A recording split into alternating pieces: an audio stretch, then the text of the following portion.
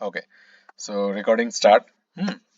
তো এই money laundering নিয়ে যেটা বলছিলাম, যে মানি লন্ডারিংটা হচ্ছে যে প্রথমে মানি লন্ডারিং নিয়ে কথা বলতে গেলে প্রথমে ফার্স্টে যে কনসেপ্টটা আমাদের ক্লিয়ার করতে হবে সেটা হচ্ছে যে হ্যাঁ।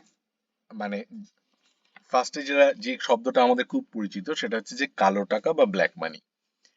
তাহলে কালো টাকা এবং ব্ল্যাক আচ্ছা, মানি। আমি একটা হুম। বলছি। হুম।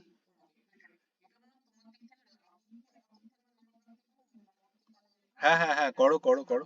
হ্যাঁ, হ্যাঁ, করো। বা আমি রেকর্ডটা যেটা করছি এটা আমি শেয়ার করব। হ্যাঁ, তো তো ঠিক আছে। হ্যাঁ, তো হ্যাঁ, তো এখন এবার কালো টাকা বা ব্ল্যাক মানি এটাকে যদি আমাদের ডেফিনিশন বাই ডেফিনিশন বলতে হয় সেটা হচ্ছে যে মানে টাকার রং তো কালো হয় না। এটা হচ্ছে উপার্জনটা যেটা আমি আর্ন করছি, যে anybody who is earning through any illegal means, বেআইনি ভাবে যদি কোনো টাকা ইনকাম করছে সেই টাকাটাকে সেই ইনকামটাকে বলা হয় যে ব্ল্যাক মানি, বা বলা যেতে পারে he or she is collecting black money. ঠিক আছে। এবার এই যে বেআইনি শব্দটা, এই শব্দটা কিন্তু মানে আহ, এটা কিন্তু একটুখানি বুঝতে হবে এরকম যে প্রত্যেকটা দেশে তাদের নিজস্ব আইন আছে। প্রত্যেকটা জুরিসডিকশন নিজস্ব আইন আছে। কোনো একটা আইনে হয়তো একটা দেশে সেই ইনকামটা বেআইনি নয়, আবার আরেকটা দেশে সেটা বেআইনি। যেমন আমি তোমাকে বলতে পারি, যদি তুমি কানাডা আর আমেরিকার কথা ভাবো, কানাডাতে মেরিজুয়ানা এর যে চাষ, এই চাষটা বা এর থেকে যে ইনকামটা সেটা কিন্তু এখন অবধি সেটাকে বেআইনি বলা হচ্ছে। ওয়ারেজ আমেরিকাতে কিন্তু মেরিজুয়ানা চাষটা কিন্তু বেআইনি নয়। এটা জাস্ট একটা এক্সাম্পল দিলাম। ওরা রিসেন্টলি এই মেরিজুয়ানা চাষটাকে লিগালাইজ করছে। কানাডাও সেই পথে যাচ্ছে কিন্তু এখনো যায়নি, এখনো পুরোপুরি সেটা সমস্ত activity relating to marijuana is not legal. তো সুতরাং দেখা যাচ্ছে যে মেরিজুয়ানা চাষের থেকে যে ইনকামটা হচ্ছে সেটা একটা দেশে বেআইনি, আরেকটা দেশে কিন্তু আইনি। ঠিক আছে। তো তো এই হচ্ছে ব্যাপার, মানে আইনটা সব দেশে এক নয়। তো যে কোনো একটা দেশের পার্সপেক্টিভে সেই দেশে যদি আমি এমন কোনো ইনকাম করছি সেটা সেই দেশের পার্সপেক্টিভে বেআইনি, তাহলে সেটাকে বলা হয় ব্ল্যাক মানি। এবার এই যে বেআইনি ব্যাপারটা, এই বেআইনি ব্যাপারটা আম, অনেকটা মানে কি বলবো, অনেকটা নিরামিষ বেআইনি হতে পারে, আবার একটা কোনো আইনি মানে আমিষ বেআইনি হতে পারে। মানে এরকম ভাবে যদি ভাবি, মানে যেমন ধরো কতগুলো কাজ আছে যে কাজগুলো খুব সিরিয়াস ইল্লিগাল অ্যাক্টিভিটি নয়, কিন্তু ইল্লিগাল অ্যাক্টিভিটি কিন্তু ভেরি সিরিয়াস নয়। আমি এক্সাম্পল দিচ্ছি। আবার কতগুলো অ্যাক্টিভিটি আছে খুব ভেরি সিরিয়াস ইল্লিগাল অ্যাক্টিভিটি। যেমন ধরো আমি এই যেমন এখন কথা চলছে যে মৃতদেহ পাচার করে দিচ্ছি, মৃতদেহের অঙ্গ প্রত্যঙ্গ কেটে নিয়ে বিক্রি করে দিচ্ছি। These are the serious illegal activity. কেউ হিউম্যান ট্রাফিকিং হচ্ছে, অর্গ্যান ট্রাফিকিং হচ্ছে, ঠিক আছে। এগুলো কিন্তু সিরিয়াস ইল্লিগাল অ্যাক্টিভিটি। কেউ কাউকে খুন করে দিচ্ছে, ড্রাগ মাফিয়া চক্র চলছে, এগুলো হচ্ছে সিরিয়াস ইল্লিগাল অ্যাক্টিভিটি। কিন্তু অনেকগুলো ইল্লিগাল অ্যাক্টিভিটি আছে যেগুলো অ্যাজ সাচ সিরিয়াস নয়। হ্যাঁ, তারাও ইল্লিগাল কিন্তু সিরিয়াস। যেমন ধরো কেউ একটা সামান্য ট্যাক্স ফাঁকি দিল। হ্যাঁ, ট্যাক্স একটু অ্যাকাউন্টসে গরমিল করলে একটু ট্যাক্স ফাঁকি দিল, that may not be compare to একটা মানুষকে মেরে দেওয়ার থেকে, সেই তুলনায় কিন্তু অতটা সিরিয়াস নয়। But in both the cases, tax ফাঁকি দিয়ে যে সে ইনকামটা করছে সেটাও কিন্তু একটা ব্ল্যাক মানি জেনারেট হচ্ছে। আবার কেউ যদি হিউম্যান ট্রাফিকিং করছে তার থেকে যে ইনকামটা করছে সেটাও ব্ল্যাক মানি হচ্ছে। মানে আইনের চোখে কিন্তু ব্ল্যাক মানি, সেটা যতই হিনিয়াস ক্রাইম হোক বা একটা সিম্পল ক্রাইম হোক, কিন্তু ব্ল্যাক মানি কিন্তু এইভাবে হচ্ছে। ঠিক আছে। এইবার এবার যে দ্বিতীয় প্রশ্নটা আসবে সেটা হচ্ছে যে ঠিক আছে ব্ল্যাক মানি হচ্ছে, কিন্তু সেই ব্ল্যাক মানিটাকে বন্ধ করার জন্য এত আমাদের, বা ব্ল্যাক মানিকে নিয়ে আমাদের এত বিরোধিতা কেন, বা ব্ল্যাক মানিকে আমরা কেন কম করতে চাইছি, বা এইভাবে প্রশ্নটা করা যেতে পারে, এই যে দুর্নীতি, কালোবাজারি, ব্ল্যাক মানি, এইসবের ব্যাপারে সরকার এত বেশি মানে মানে আইন দিয়ে এগুলিকে বন্ধ করতে চায় কেন, এর সামাজিক রিজন গুলো কি। তো এক্ষেত্রে এটা বলা যায় যে যে কোনো উপায় যদি আমি ব্ল্যাক মানি সংগ্রহ করি বা ব্ল্যাক মানি যদি আমার কাছে আসে, সেই সেই মানিটা কিন্তু আমার যেটা, যেহেতু আমি যেটা বেআইনি পথে উপার্জন করছি, সেটা কিন্তু আমি সরকারের কাছে কখনো ডিসক্লোজ করতে পারছি না। এবং সেটা যেহেতু বেআইনি, তার মানে হচ্ছে সেটা সামাজিকভাবে হিতকর নয়। মানে সোসাইটি কোনো একটা, মানে কি বলবো, যে সোসাইটির উপকার করছে না, কোনো এমন কোন একটা অ্যাক্টিভিটির মধ্যে দিয়ে মানিটা আসছে না যেটা সোসাইটির উপকার করবে। তো এর ফলে হচ্ছে গিয়ে কি, যে মানে যদি এই ধরনের অ্যাক্টিভিটি গুলিকে আমরা আহ, না কমাতে পারি, তাহলে পরে এটা কিন্তু সোসাইটির ক্ষতি করতে থাকে। যদি ধরো আমি এই হিউম্যান ট্রাফিকিংটাকে মানে না কমাই, যদি যদি আমরা ড্রাগ ট্রেডটাকে যদি না কমাই, যদি আমরা ট্যাক্স ফাঁকিটাকে না কমাই, তাহলে কিন্তু এইগুলো কিন্তু আরো বাড়তে থাকবে। এর মধ্যে যদি কোনো কন্ট্রোল না থাকে, এই ধরনের অ্যাক্টিভিটি বাড়তেই থাকবে, এবং যেটা কিন্তু সোসাইটির মধ্যে একটা আনরেস্ট তৈরি করবে। এটা হচ্ছে প্রাথমিক রিজন, ঠিক আছে? এটা ছাড়া দ্বিতীয় যে রিজন, সেটা হচ্ছে যে এই যে ব্ল্যাক মানির যে টাকাটা আমার কাছে জমছে, এই টাকাটা যেহেতু সরকারের কাছে আমি ডিসক্লোজ করছি না, এই টাকাটাকে আমি কিন্তু আবার আরেকটা নতুন ক্রাইম করার ক্ষেত্রে, যেহেতু টাকাটা আমি লুকিয়ে রাখছি, সেটাকে একটা আরেকটা নতুন ক্রাইম করার ক্ষেত্রে সেই টাকাটাকে আমি আবার ফান্ডিং করছি। ঠিক আছে? মানে আমি ধরো ওই ব্ল্যাক মানি যে পদ্ধতিতে হচ্ছে, ধরো ওই হিউম্যান ট্রাফিকিং বিজনেসে আবার ইনভেস্ট করছি, মানে আমি সেই অবৈধ কাজ কারবারটাকে আরো বেশি বাড়ানোর জন্য ইনভেস্ট করছি। তাই তো? তো এই এই কারণে, তুমি আছো তো নাকি? হ্যালো? হ্যাঁ, হ্যাঁ। তো এই এই সমস্ত কারণে আমরা ব্ল্যাক মানিটাকে রিডিউস করার চেষ্টা করি। এটা ছাড়াও যারা অপরাধ বিজ্ঞান নিয়ে কাজ করে, তারা এটা বলে যে যে কোনো অপরাধের, যে কোনো অপরাধ সেটা যদি কন্টিনিউয়াস হচ্ছে, সেই অপরাধটাকে দমন করার একটা প্রধান অন্যতম উপায় হচ্ছে সেখানে যে মানি ট্রেলটা আছে, সেই মানি ট্রেলটাকে আইডেন্টিফাই করা এবং সেই মানি ট্রেলটাকে বন্ধ করে দেওয়া।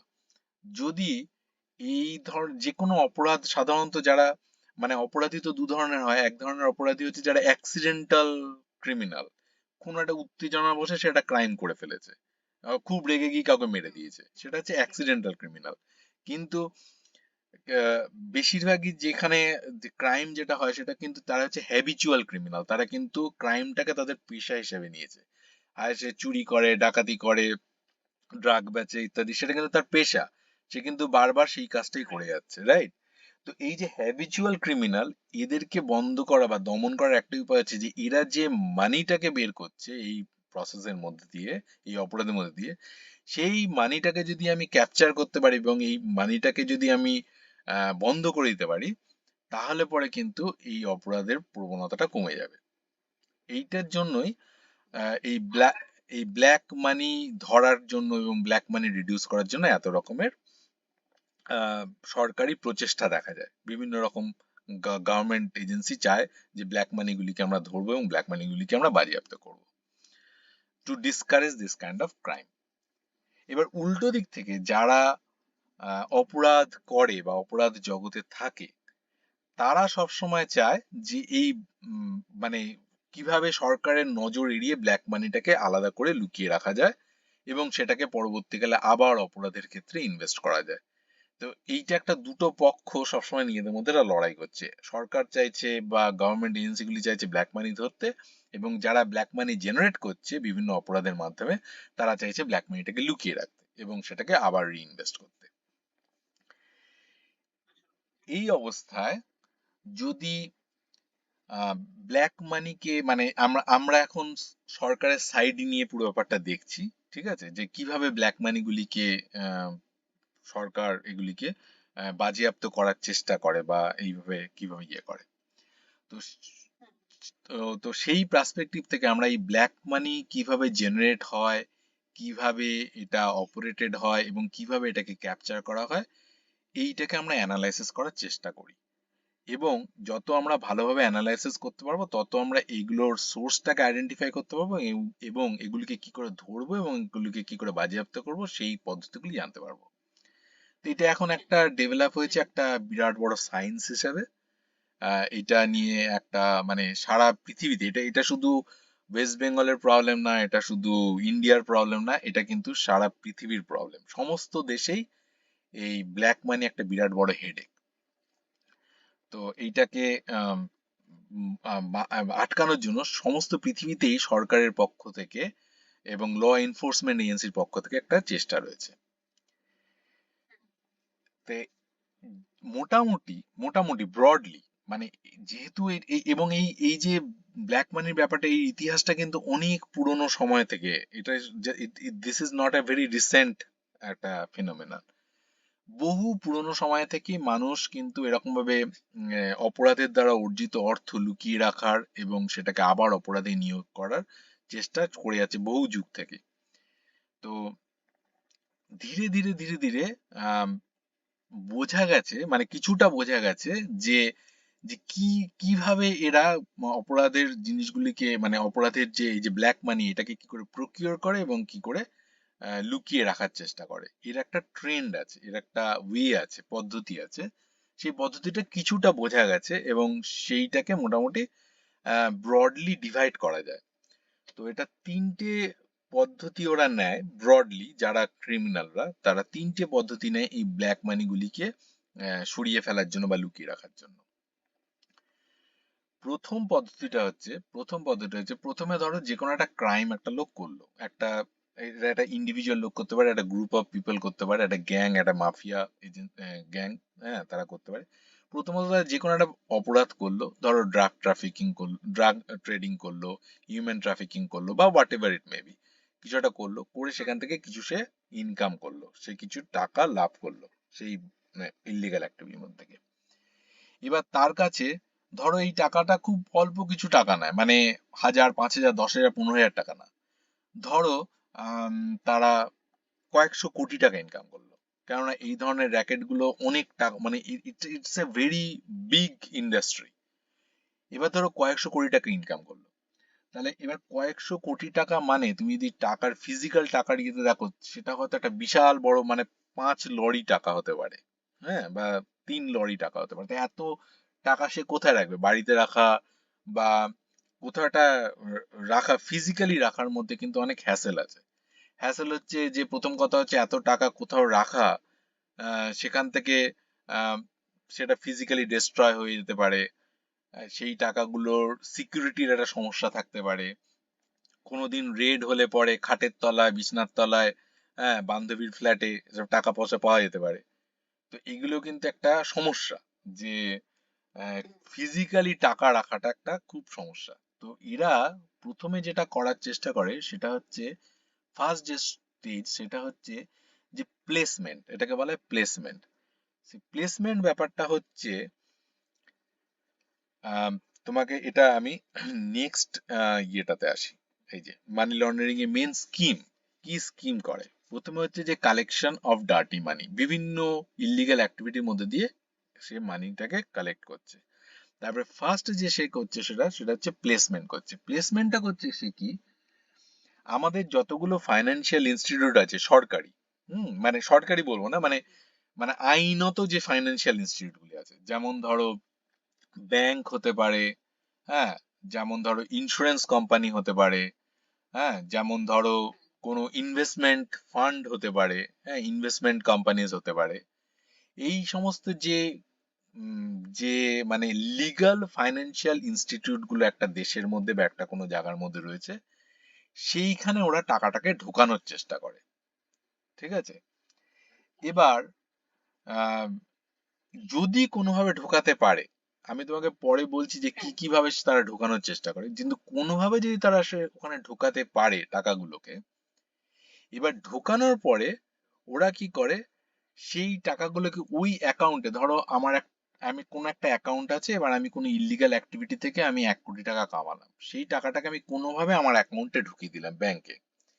ঢুকিয়ে দেওয়ার পরে আমি করব কি, সেই অ্যাকাউন্টের থেকে আমি লেয়ারিং করব মানে সেই অ্যাকাউন্ট থেকে আমি আমার নামে আরো 50টা অ্যাকাউন্ট খুলে রেখেছি, সেই সমস্ত অ্যাকাউন্টগুলিতে আমি 50টা অ্যাকাউন্টে পাঠাবো কিছু কিছু কিছু কিছু করে, ঠিক আছে? আবার সেখান থেকে আরো মানে ওইসব অ্যাকাউন্টগুলির মধ্যে বারবার করে ট্রানজাকশন করব, ঠিক আছে? তো এর ফলে হবে কি, একটা অনেক ট্রানজাকশনের হিস্ট্রি তৈরি হবে, যে কোথাও থেকে মানে আমি 1 কোটি টাকা একটা অ্যাকাউন্টে ঢোকালাম, সেখান থেকে ধরো 10,000 টাকা একটা অ্যাকাউন্টে পাঠালাম, 1 লাখ টাকা আরেকটা অ্যাকাউন্টে পাঠালাম, আবার সেই অ্যাকাউন্ট থেকে 3 লাখ টাকা আহ, বের করে আবার একটা অ্যাকাউন্টে পাঠালাম, এরকম করে যে মানে প্রচুর ট্রানজাকশনের করতে করতে করতে করতে একটা সময় এসে দেখা যাবে যে অরিজিনালি যখন টাকাটা ঢুকেছিল সেটা কোন হিসেব থেকে ঢুকেছিল, কি থেকে ঢুকেছিল, সেটা কিন্তু পরে সরকার যখন তদন্ত করতে আসবে সেই টাকার সোর্সটা কোথায়, তারা কনফিউজড হয়ে যাবে। একটা নেট অফ ট্রানজাকশন তারা তৈরি করছে, বুঝতে পারলে? এবার এটা কিভাবে করে, ধরো আমার কাছে 1 কোটি টাকা আমি ইলিগালি কামালাম কোনো একটা অপরাধ থেকে। এবার সেই টাকার মধ্যে থেকে আমি 10 লাখ টাকা আমার ব্যাংকে রাখলাম, 10 লাখ টাকা আমি একটা ইনভেস্টমেন্ট করলাম, ঠিক আছে? আবার 10 লাখ টাকার আমি একটা ইন্স্যুরেন্স কিনলাম, ইন্স্যুরেন্স মানে একটা অ্যানুইটি ইন্স্যুরেন্স কিনলাম, ঠিক আছে? 10 লাখ টাকা দিয়ে আমি একটা রিয়েল এস্টেটের বাড়ি কিনলাম, ঠিক আছে? এরকম ভাবে দেখো আমি অনেকগুলো লিগালি ভ্যালিড সিস্টেমের মধ্যে টাকাগুলিকে ঢুকিয়ে দিলাম। এবার তারপরে ধরো ওই বাড়িটাকে বিক্রি করে সেই টাকাটাকে আমি আবার আমার ব্যাংকে রাখলাম, আবার ব্যাংক থেকে একটা টাকা বের করে আরেকবার ইন্স্যুরেন্স করলাম, আরেকটা সেকেন্ড পলিসি করলাম, আবার একটা পলিসি ম্যাচিওর হলো সেটার থেকে তুলে আমি একটা ইনভেস্টমেন্ট শেয়ার কিনলাম কিছু, তারপর আবার সেই শেয়ারটা বিক্রি করে, তাহলে তুমি দেখো কতগুলো ট্রানজাকশন পর পর পর পর হয়ে যাচ্ছে। এবং আমি যদি 6 মাস, 1 বছর, 2 বছর ধরে এই ধরনের অনেক ট্রানজাকশন করে ফেলতে পারি, 2 বছর বাদে যদি কোনোদিন আমার সামনে সিবিআই এলো বা কিছু কোনো ইডি এলো, এসে তারা কিন্তু কনফিউজ হয়ে যাবে, বলবে যে আচ্ছা এই 1 লাখ টাকা, ও এই 1 লাখ টাকাটা তো ওই বাড়িটা বিক্রি করে এসছে, ও আচ্ছা তাহলে ওই বাড়িটা কি করে এসছে, মানে ওই যে ব্যাক ট্র্যাক করে করে করে করে সেই যে প্রথমে কিভাবে টাকাটা ঢুকেছিল সেটা বেশ তার কাছে ডিফিকাল্ট হয়ে যাবে। এবং আজকের পৃথিবীতে যেহেতু এই তোমার টেকনোলজি অনেক ডেভেলপ করেছে, আহ, পৃথিবীটা অনেক ছোট হয়ে এসছে, now it's a global village, তো মানুষ কিন্তু আর টাকাটাকে নিয়ে একটা জুরিসডিকশনেই রাখছে না। তারা প্রথমে সেটা রাশিয়াতে নিয়ে চলে যাচ্ছে, হ্যাঁ, তারপরে সেখান থেকে দুবাইতে নিয়ে চলে যাচ্ছে, দুবাই থেকে আবার তারা সিঙ্গাপুরে নিয়ে চলে যাচ্ছে, আবার সেখান থেকে ইন্ডিয়াতে নিয়ে আসছে, মাঝখানে তারা শেল কোম্পানি তৈরি করছে, ভুয়ো কোম্পানি, হ্যাঁ, সেই কোম্পানিকে দিয়ে মানে দেয়ার আর সো মেনি কমপ্লেক্স একটা নেটওয়ার্ক তৈরি করছে টাকাটাকে নিয়ে, যে সেটাকে দেখে যখন কেউ সেই টাকার সোর্সটা জিজ্ঞেস করতে যাবে সে কিন্তু টোটালি কনফিউজ হয়ে যাবে। কেননা প্রথম কথা হচ্ছে, ডিফিকাল্টি হচ্ছে যে অন্য কোনো একটা দেশের থেকে সেই ডকুমেন্ট গুলো কালেক্ট করে আনা, হ্যাঁ, তা সেখানে কত টাকা ইনভেস্ট হয়েছিল, সেখান থেকে কোথায় গেছে, কি গেছে না গেছে, সেই ডকুমেন্ট গুলো কালেক্ট করে আনা, এবং সমস্ত ট্রানজাকশন গুলিকে একটা পুরো ছকের মধ্যে এনে, আচ্ছা তাহলে এইখান থেকে টাকাটা এইভাবে ঢুকে এইভাবে এইভাবে গেছে, এটা করা খুবই ডিফিকাল্ট হয়ে যায় যে কোনো এজেন্সির ক্ষেত্রে, হ্যাঁ, ইনভেস্টিগেটিং এজেন্সির ক্ষেত্রে। তো এই প্রসেসটাকে বলা হয় লেয়ারিং। তাহলে প্রথমে টাকাটাকে কোনোভাবে প্লেসমেন্ট করা কোনো ফাইন্যান্সিয়াল ইনস্টিটিউটে, এবং তারপর সেটাকে লেয়ারিং করা, এবং এই লেয়ারিং করে করে করে করে করে করে করে করে যখন পুরো ব্যাপারটাকে একটা বেশ ভালো কনফিউজিং স্টেজে নিয়ে আসবে, তখন সেখান থেকে আস্তে আস্তে টাকাটাকে তুলে সে ইন্টিগ্রেশন করে। ইন্টিগ্রেশন করে মানে হচ্ছে সে আস্তে আস্তে সেটাকে দিয়ে প্রপার ভ্যালিড অ্যাসেট তৈরি করে। মানে ধরো এইরকম টাকাটাকে অনেকবার এরকম ভাবে লেয়ারিং করার পর তারপর সেখান থেকে টাকাটা বের করে এনে সে একটা ধরো একটা উম, ধরো বম্বেতে একটা ফ্ল্যাট কিনলো কয়েক কোটি টাকা দিয়ে, হ্যাঁ, এখন তো 100-150 কোটি টাকা দিয়ে ফ্ল্যাট পাওয়া যায়, হ্যাঁ, একটা 150 কোটি টাকা দিয়ে একটা ফ্ল্যাট কিনলো। এবার কেউ যদি জিজ্ঞেস করে আপনি 150 কোটি টাকা কোথা থেকে পেলেন, তখন সে কিন্তু দেখাবে এই তো এইখান থেকে এটা বিক্রি করেছি ওটা বিক্রি করেছি, আচ্ছা সেই বিক্রির টাকাটা কোথা থেকে পেলেন, আর কেউ আর কি অতটা পিছনে যেতে পারছে না, কারণ সেই financial document is not available.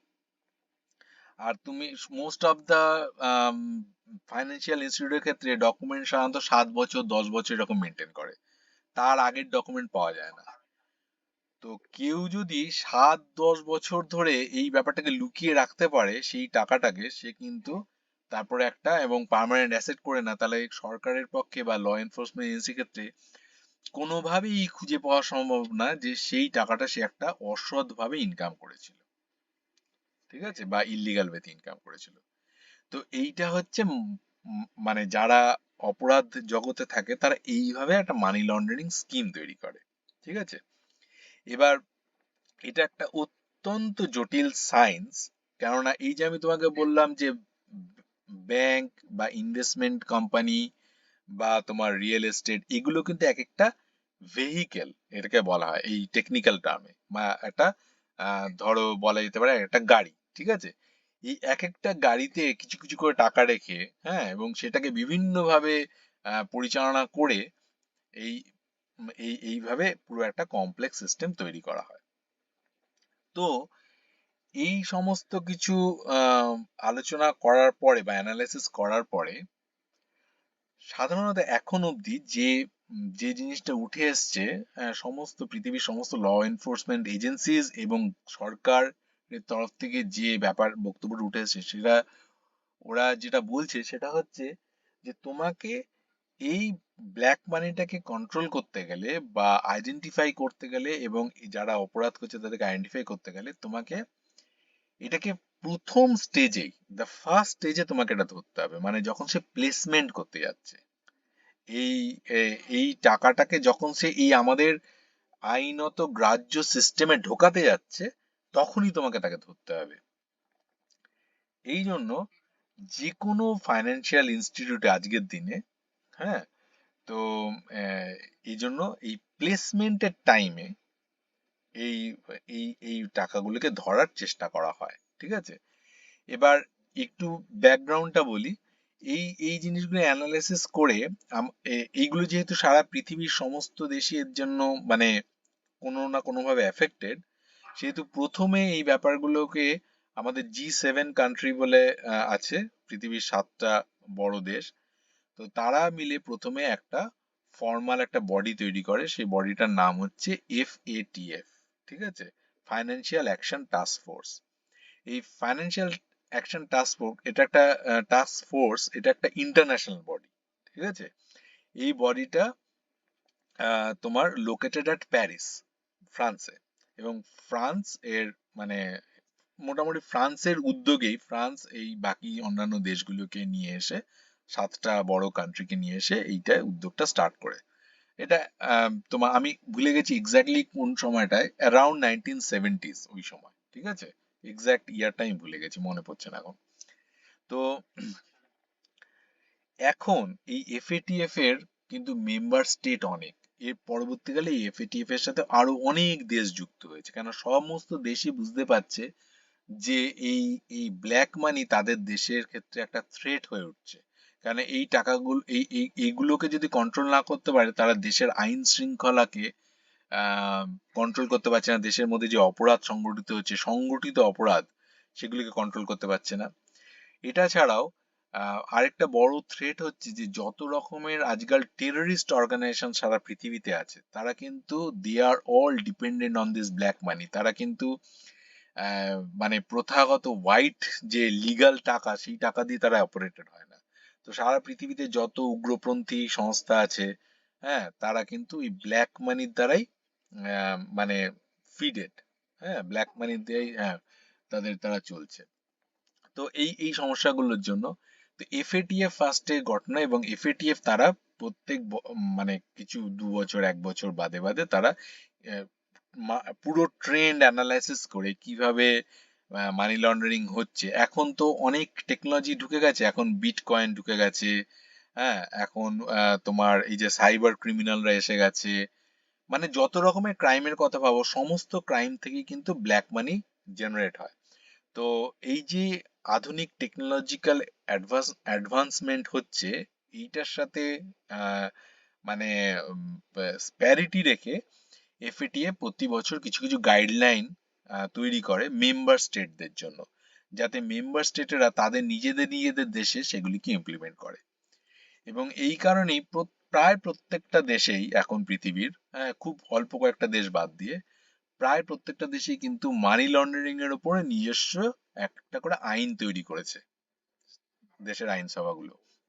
যেমন ভারতবর্ষে যেটা তৈরি হয়েছে, prevention of money laundering act 2002 সালে।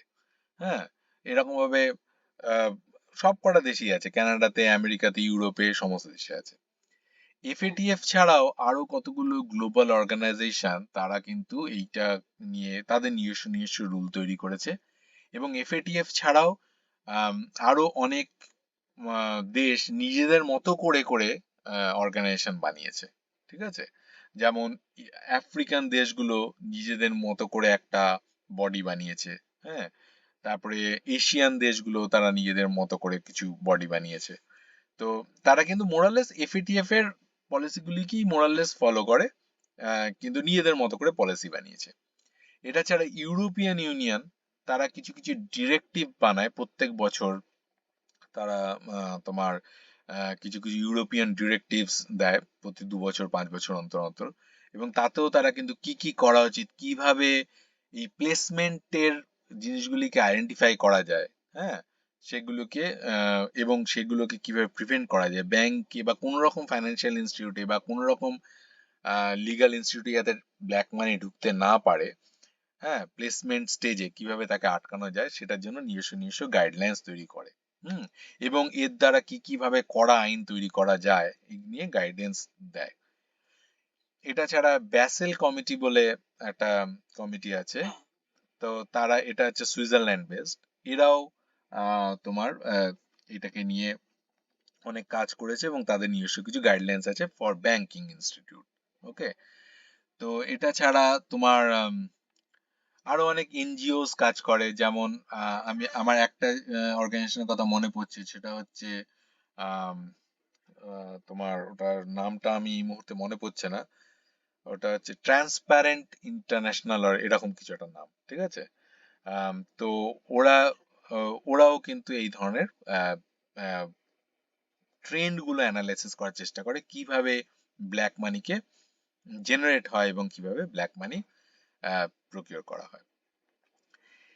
এবার এর পরের দিনকে, আজকে ধরো এরা আমাদের টাইম প্রায় শেষ হয়ে এসেছে, এর পরের দিনকে আমি তোমাকে, যদি তুমি এই আলোচনাটা কন্টিনিউ করো, আমি তোমাকে এইটা নিয়ে ডিসকাস করব যে এই যে প্লেসমেন্ট স্টেজে এই যে আহ, বিভিন্ন ফাইন্যান্সিয়াল ভেহিকেল গুলি কি ইউজ করা হয়, এগুলো কিভাবে কিভাবে করা হয়।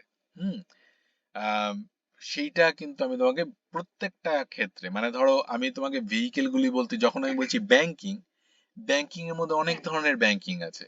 হুম, যেমন ধরো আমরা সাধারণত জানি রিটেল ব্যাংকিং, কিন্তু রিটেল ব্যাংকিংটা বাদ দিয়ে রিটেল ব্যাংকিং এ এক ধরনের ব্ল্যাক মানি পাম্পিং করার পদ্ধতি আছে। হ্যাঁ, সেগুলো আমি তোমায় ডিসকাস করতে পারি। এটা ছাড়াও যেমন ধরো কমার্শিয়াল ব্যাংকিং, করসপন্ডেন্স ব্যাংকিং, হ্যাঁ, তোমার তারপরে তোমার ধরো, হ্যাঁ, এনআরআই বা ওয়েলথ ওয়েলথ ম্যানেজমেন্ট। হ্যাঁ, তো এই এই প্রত্যেকটা এগুলো কিন্তু ব্যাংকিং এর মধ্যেও ভেতরে ভেতরে বিভিন্ন চ্যানেল, এই চ্যানেলগুলোর মধ্যে দিয়ে, প্রত্যেকটা চ্যানেলের মধ্যে দিয়ে কিভাবে কিভাবে তোমার ব্ল্যাক মানিকে পাম্পিং করা হয়, হ্যাঁ, সেগুলো আম, আমরা বিশদে আলোচনা করতে পারি। রিটেল ব্যাংকিং সম্পর্কে তোমাকে এইটুকু বলতে পারি, যেমন আমরা ইদানিং দেখি যে কোনো একজন লোক যে ব্ল্যাক মানি পাম্পিং করছে, সে 200টা অ্যাকাউন্ট খুললো বিভিন্ন লোকের নামে। আমরা এগুলো দেখেছি, এগুলো খবরের কাগজে আমরা প্রায় শুনেছি, ঠিক আছে। এরকম 200টা অ্যাকাউন্ট খুলে প্রতিটা অ্যাকাউন্টে কিছু কিছু করে টাকা ঢুকিয়ে ঢুকিয়ে ঢুকিয়ে ঢুকিয়ে, মানে মেন ইনকামটা হয়তো ওখান থেকে 1 কোটি টাকা বা 5 কোটি টাকা ইনকাম করলো, সেটাকে 200টা অ্যাকাউন্টের মধ্যে দিয়ে ঢোকালো, যাতে লোকজন কনফিউজ হয়ে যায়। এবার তারপর সেই অ্যাকাউন্টের মধ্যে ট্রানজাকশন করতে করতে নিয়েছে, এবং সেই অ্যাকাউন্ট গুলো কিন্তু ওই 200 জন লোকের কন্ট্রোলে নেই। ওই 200টা অ্যাকাউন্ট হয়তো 200 জন লোকের নামে খোলা হয়েছে, কিন্তু সমস্ত অ্যাকাউন্টের পাসবই বা ডেবিট কার্ড ক্রেডিট কার্ড এগুলো সবই একটা লোকের কন্ট্রোলে আছে বা একটা অ্যাকাউন্টেন্টের কন্ট্রোলে আছে, সে এগুলোকে ট্রানজাকশন করছে। তো এই যে জিনিসগুলো কিন্তু, এগুলো কিন্তু বোঝা সম্ভব। এটা ব্যাংক, তার যদি এএমএল টিম থাকে, অ্যান্টি মানি লন্ডারিং টিম থাকে, সে কিন্তু এই ট্রেন্ড গুলো আজকের পৃথিবীতে যে ধরনের টেকনোলজি আছে, খুব সহজেই এগুলো বোঝা সম্ভব বা ধরা সম্ভব। এবার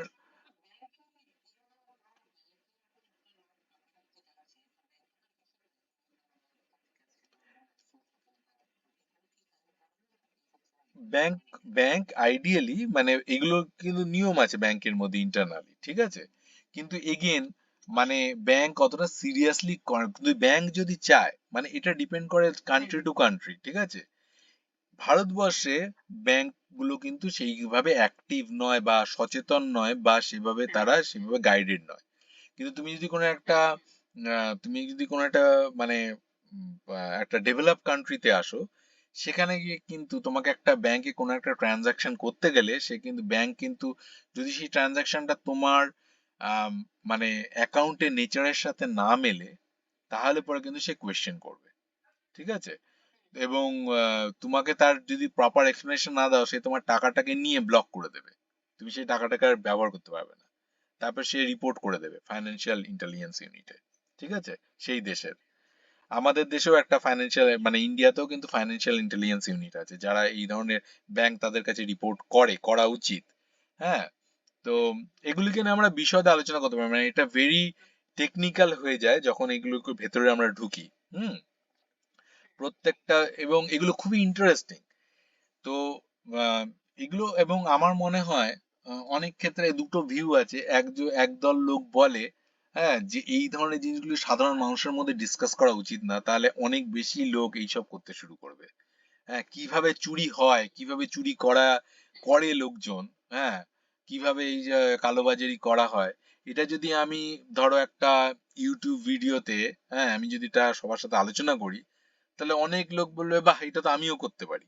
মানে আমাদের সমাজে তো বিভিন্ন ধরনের লোক আছে, সেখানে একদল লোক বলে যে এই ধরনের জিনিসগুলো ডিসকাস করা উচিত না। হ্যাঁ, খুব বেশি ওপরে বলা উচিত, কিন্তু পুরো ভেতরে টেকনিক্যালি যাওয়া উচিত না। কিন্তু আবার আরেকটা ধরনের মতবাদও আছে, সেটা হচ্ছে যে যত এই জিনিসগুলি সম্পর্কে লোকে জানতে পারবে, তত মানুষ, কোনো একটা লোককে যদি সে তার সমাজে পরিপ্রেক্ষিতে দেখে যে একটা লোক হঠাৎ একদিনকে বাইক নিয়ে ঘুরতো, 2 বছরের মধ্যে তার 4 তলা বাড়ি হয়ে গেছে, তাহলে সে কিন্তু সেই জিনিসগুলো প্রশ্ন করতে শুরু করবে যে আপনি কি করছেন, হ্যাঁ, ওটা কি করে করলেন, ওটা কি করে করলেন। এতে কিন্তু একটা সামাজিক প্রেশার আসবে, বা লোকে কিন্তু এই ধরনের জিনিসগুলো করতে ভয় পাবে। সে ভাববে যে আমাকে শুধু আমি ল এনফোর্সমেন্ট এজেন্সি বা ইডি সিবিআই এর কাছে অ্যান্সারেবল না, আমি কিন্তু আমার নেবারের কাছেও অ্যান্সারেবল। আমার নেবারও কালকে এসে জিজ্ঞেস করবে আপনি কোথা থেকে এই টাকাটা করলেন, কিভাবে আপনি এটা করলেন। তো এইটার একটা দুটো মতামত আছে। তো আমি এই আলোচনার স্বার্থে খুব বেশি টেকনিক্যালি যাব না, কিন্তু আমি ওপরে ওপরে যেগুলো খুবই কমন ওয়ে, যেগুলোর কথা মানে ইন্টারনেটে ওপেন সার্চ করলেই সচরাচর যে কেউ দেখতে পারে, আমি সেই ধরনের ডিসকাশন গুলো করব। হ্যাঁ, কিন্তু খুব বেশি টেকনিক্যালিতে যাব না। ওকে। তো এই মোটামুটি আজকের এই পর্যন্ত থাক। এর পরের দিনকে আমরা আরো ডিটেলসে ডিসকাস করব। কি বলো?